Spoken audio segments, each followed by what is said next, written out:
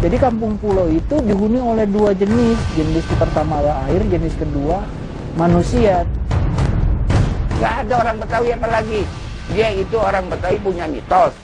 Di sepanjang sungai Ciliwung itu ada satu setel sepasang buaya.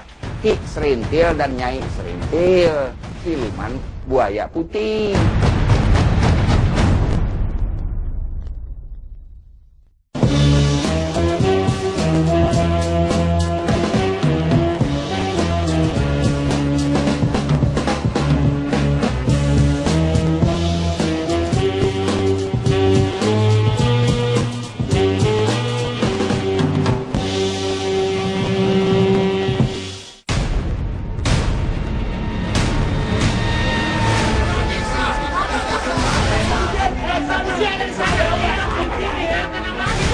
Seperti inilah suasana pembongkaran ratusan rumah di kawasan Kampung Pulau, Jakarta Timur 2 pekan lalu. Sesuai rencana awalnya, pemerintah merelokasi warga pemukiman padat penduduk yang terletak di sepanjang daerah aliran Sungai Ciliwung tersebut ke Rusunawa Jatinegara yang telah disediakan.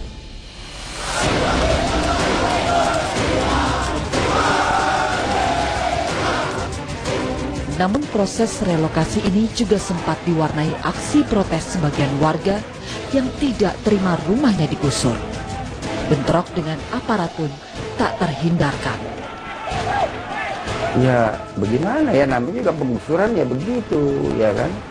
Habis bagaimana kalau nggak, kayak sebenarnya kekerasan ya bisa dihindari oleh kedua belah pihak, bukan oleh sepihak saja tuh ya kan. Oleh dua belah pihak kalau dihindari kekerasan.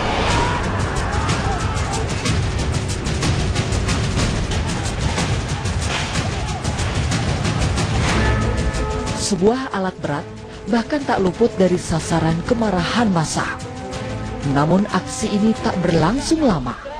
Warga berhasil dipukul mundur pihak kepolisian. Gak apa-apa, bakar aja terus kita kirim pasukan lagi lebih banyak. Pembebasan lahan di sepanjang aliran Sungai Ciliwung di Kampung Pulau sebenarnya sudah lama direncanakan. Sejak tahun 2014, pemerintah sudah mulai melakukan dialog dan negosiasi dengan warga setempat. Sebuah rusunawa 16 tingkat pun juga telah disiapkan untuk menampung warga yang direlokasi. Banyak yang mendukung, namun banyak juga pihak yang bertentangan dengan dilakukannya relokasi warga Kampung Pulau ini dengan berbagai alasan.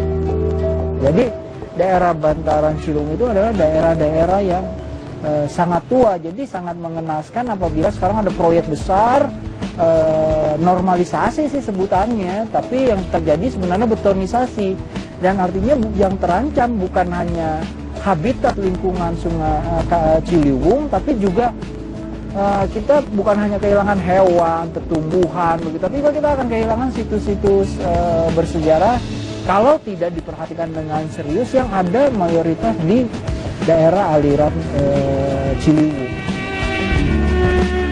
Kampung Pulau yang berada di pinggiran Kali Ciliwung ini memang menjadi kawasan langganan banjir tahunan. Kondisi inilah yang menjadi alasan kuat Pemprov DKI Jakarta untuk melakukan relokasi. Ya sebenarnya kalau kita perhatikan untuk penataan atau penertiban di bantaran Kali Ciliwung, dalam hal ini kawasan Kampung Pulau, ini kan termasuk titik kawasan yang paling terdampak banjir tahunan yang selama ini selalu menggenangi kawasan Kampung Pulau. Sehingga dengan begitu penataan dipilih di Kampung Pulau sebagai titik awal penataan normalisasi bantaran kali. Tetapi karena pendekatannya, kemudian sosialisasinya yang tidak memadai, yang mengakibatkan masyarakat dalam tanda petik ini menolak penertiban yang dilakukan oleh Pemprov DKI minggu lalu. Ada beberapa catatan yang menurut saya yang harus kita informasi dengan baik, sehingga pendekatan seperti ini dapat dilakukan juga jika nanti akan diteruskan penertiban bantaran kali di lain lokasi. Seperti paling mudah umpamanya di seberangnya Kampung Pulau sekarang yang merupakan wilayah Jakarta Selatan, kemudian nanti ke arah Bukit Duri hingga ke arah Condet. Kalau pendekatan-pendekatan yang tidak dilakukan secara persuasif kemudian manusiawi, maka bisa dipastikan akan terjadi lagi kerusuhan-kerusuhan, penolakan warga terhadap penertiban. Saat banjir terjadi, ketinggian air di daerah ini bahkan mencapai 2 meter. Ratusan warga terpaksa harus diungsikan setiap tahunnya. Meski demikian, sebagian warga Kampung Pulo tetap menolak dipindahkan dengan alasan tanah kelahiran dan sebagainya.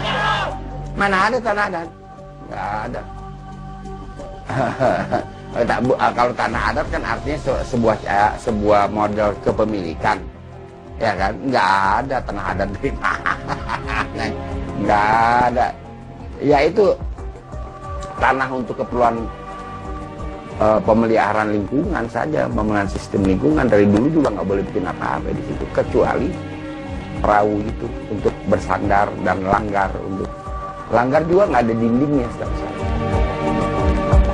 Menurut sejarah, Kampung Pulo yang berada di pinggiran aliran Kali Ciliwung tersebut awalnya memang dihuni masyarakat Betawi. Namun kondisi tersebut mengalami perubahan seiring semakin banyaknya pendatang.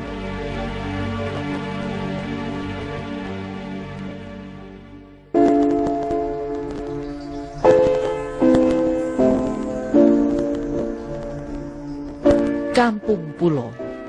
Sebagian Anda mungkin akrab dengan nama pemukiman yang menjadi langganan banjir tahunan ini.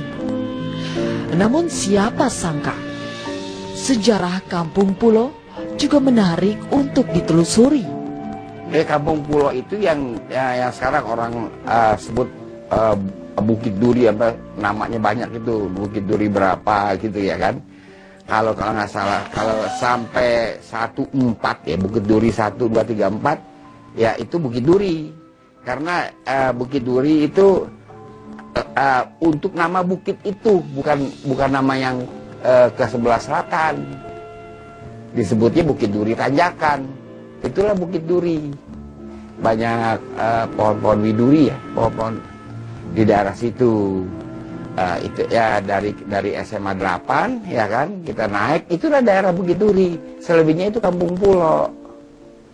Kampung Pulo nggak ada urusan dengan air. Pada masa penjajahan kolonial Belanda, daerah ini merupakan pusat perdagangan karena letaknya yang strategis, yakni di bibir Sungai Ciliwung. Daerah yang dulunya dikenal sebagai kawasan Meester Cornelis ini menjadi tempat persinggahan kapal-kapal yang membawa barang untuk diperjualbelikan di Batavia. Jadi Kampung Pulo itu dihuni oleh 2 jenis. Jenis pertama adalah air, jenis kedua manusia. Nah, yang harus ditemukan kalau kita bicara tentang Kampung Pulo itu adalah bagaimana menemukan model arsitektural ruang yang bisa memberi tempat kehidupan tanpa saling mengganggu antara manusia dengan air begitu. Karena memang masyarakat Jakarta sejarahnya itu ditemukan hampir semuanya di tepian Sungai Liwung atau Ciliwung ini begitu ya. Kalau kita lihat benda-benda arkeologis yang ditemukan dari masa-masa sebelum sejarah gitu atau masa prasejarah itu mayoritas situs-situsnya ditemukan di daerah sekitar Ciliwung.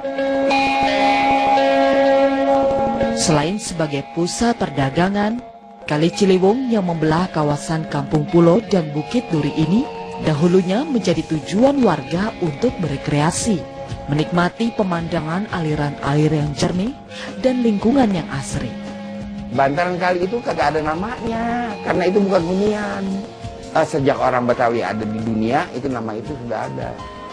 Kalau sebuah tempat namanya kampung, oleh Belanda dilegalisir sebagai hunian.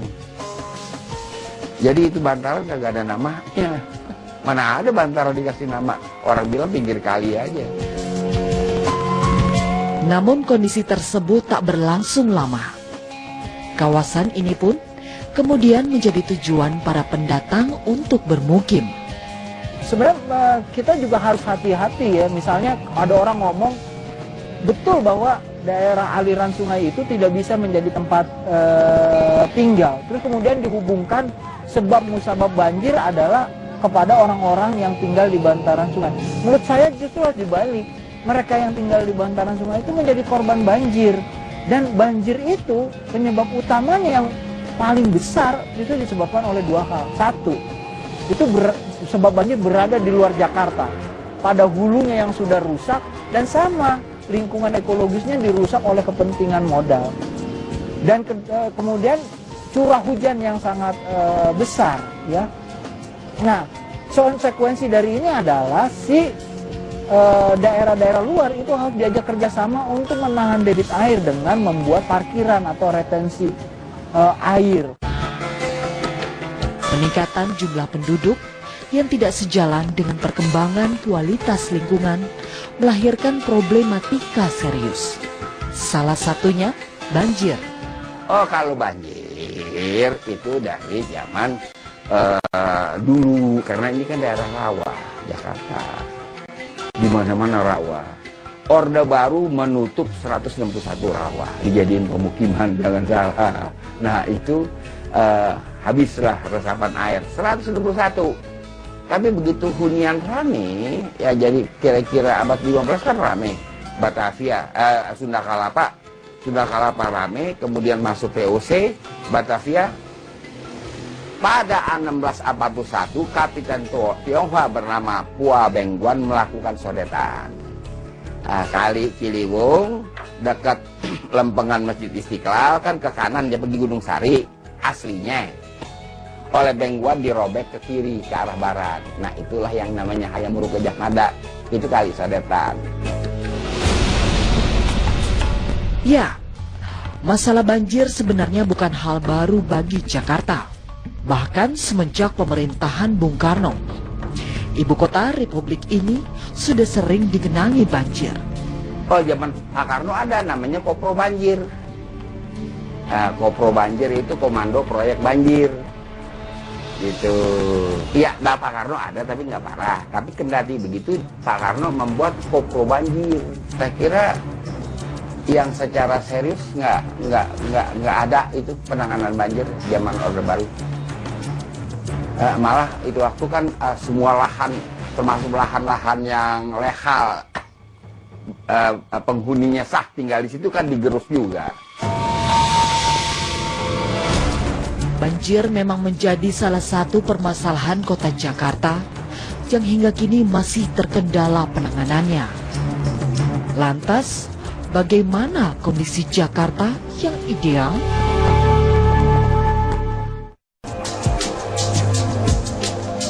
Jakarta, kota ini awalnya dikenal dengan nama Sunda Kelapa dan kemudian Jayakarta. Pemerintah kolonial Belanda kemudian mengganti nama kota ini menjadi Batavia atau Jakarta. Jakarta sejak dulu terkenal dengan kali dan kanalnya. Sedikitnya ada sekitar 13 kali yang mengalir di kota seluas 740 km persegi ini. Hal inilah yang membuat warga Jakarta sangat dekat dengan kehidupan perairan, khususnya kali. Ya kalau kita bicara Jakarta, Jakarta itu masyarakat sungai. Daerah kalau buka petanya aja kita akan melihat Jakarta itu paling banyak dialiri sungai. Nah mayoritas nama tempat di Jakarta itu yang mengacu kepada dua nama. Nama pertama mengacu kepada pohon, nama kedua mengacu kepada air. Jadi banyak sekali nama tempat di Jakarta mengacu kepada kali. Kali Deres, kali Pesanggerahan begitu ya. Kemudian mengacu kepada nama pohon gitu. Nah, ini sebenarnya menunjukkan bahwa sekali lagi kalau kita melihat dan dibuktikan oleh penemuan aneka macam benda-benda arkeologis itu mayoritas ditemukan daerah bantaran Ciliwung, misalnya situs Buni di Condet yang sangat tua gitu ya. Tempat ditemukannya orang bilang penduduk situ sebutnya apa, gigi gledek, sebenarnya kapak perimbas dari zaman Pleistosen gitu misalnya. Itu yang menunjukkan bahwa sudah ada daerah hunian, bahkan ditemukan banyak manik-manik. Jadi kalau kita ngomongin tentang masa prasejarah Jakarta, maka kita ngomong peradaban yang lahir di tepian sungai. Peradaban itu pula yang kemudian melahirkan komunitas kota bandar pertama yang namanya disebut dalam peta paling tua yang ditemukan oleh K.F. Cole tahun 1826 yang namanya masyarakat Kalapa yang kemudian diekspansi oleh Sunda menjadi Sunda Kalapa. Kemajuan Jakarta yang berkembang pesat, khususnya pasca kemerdekaan Indonesia, membuat kota ini menjadi sasaran urbanisasi. Kondisi ini tentu saja mengancam kelestarian lingkungan Jakarta, tak terkecuali sungai. Sebagian besar bantaran kali bahkan berubah fungsi menjadi pemukiman. Banjir pun kemudian seolah menjadi tamu langganan. Kalau menurut riset dari kelompok Ciliwung Merdeka, mayoritasnya itu justru orang Betawi yang tinggal di kampung pulau itu. Bahkan ada beberapa keramat di situ disebutkan ya. Jadi menurut saya sekali lagi memang kita harus menggunakan pendekatan yang multidimensi terhadap persoalan-persoalan yang ada di sepanjang Das Ciliwung. Menurut saya persoalan apapun di Jakarta, bukan hanya persoalan masalah banjir atau masalah sungai begitu, itu harus didekati multidimensi karena umurnya yang sangat tua dan lapisan-lapisan yang hidup di sekitar sungai. Nggak ada orang Betawi apalagi. Dia itu orang Betawi punya mitos. Di sepanjang sungai Ciliwung itu ada satu setel sepasang buaya, Ki Serintil dan Nyai Serintil, siluman buaya putih. Dia marah kalau dia diumpanin. Marah dia, kita bisa mermen dia. Nah makanya kalau orang Betawi kawin bawa buaya sepasang, roti buaya sepasang. Itu nggak bisa, makanya saya bilang nggak bakal ada orang Betawi yang tinggal di pinggir kali, begitu nggak bakal ada. Problematika banjir ibu kota Jakarta memang telah menjadi pekerjaan rumah utama pemerintah setempat sejak beberapa dekade terakhir. Paling tidak saya mencatat ada 5 langkah besar yang harus dan akan dilakukan oleh Pemprov DKI. Apakah itu? Yang pertama, melakukan normalisasi 13 sungai utama. Tapi saya lebih menyebutnya tidak normalisasi, tapi lebih ke arah naturalisasi. Karena ini penataan sungai yang lebih ramah lingkungan. Kemudian yang kedua adalah rehabilitasi waduk dan situ yang ada di Jakarta sekarang ini ada 42 waduk, 14 situ yang perlu direvitalisasi lagi. Pemerintah pun melakukan revitalisasi beberapa kawasan, termasuk bantaran kali dan daerah ruang terbuka lainnya. Selain penggusuran di kampung pulau, sebelumnya pemerintah juga sudah melakukan relokasi di beberapa daerah di Jakarta. Di tahun 2013, penertiban terjadi di pemukiman penduduk di sekitar Waduk Pluit. Sekitar 17.000 warga harus direlokasi untuk mensterilkan daerah padat penduduk tersebut. Hingga saat ini, proses relokasi Waduk Pluit masih terus berjalan, mengingat masih ada sekitar 2.000 rumah yang berdiri di lahan hijau tersebut. Setelah Waduk Pluit, penertiban juga dilakukan di Waduk Riario di tahun 2014. Sekitar 2.500 petugas gabungan dikerahkan dalam kegiatan penertiban pemukiman di bantaran waduk tersebut. Nanti ini pasca normalisasi bantaran kali dengan adanya bantaran sungai dan juga badan sungai, kita berharap pemerintah melakukan pengawasan dan pengendalian tata ruang dan ruang di bantaran kali tadi secara lebih intensif. Jadi setelah penggusuran ini harus dilanjutkan dengan pelaksanaan Perda tentang pembuangan sampah, Perda tahun 13 kan.